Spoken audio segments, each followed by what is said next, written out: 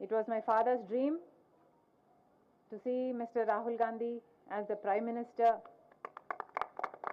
of our country, and I am very glad that I am going to be a part in making that happen.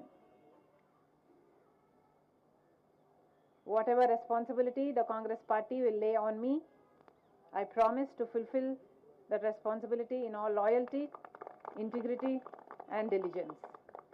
Thank you very much. Rajshekhar Reddy garu బ్రతికున్నంత కాలం నమ్మకంగా కాంగ్రెస్ పార్టీకి సేవ చేయడమే కాకుండా రాజశేఖర్ రెడ్డి గారు చనిపోయే నాటికి కూడా కాంగ్రెస్ పార్టీకి సేవ చేస్తూనే చనిపోయారు.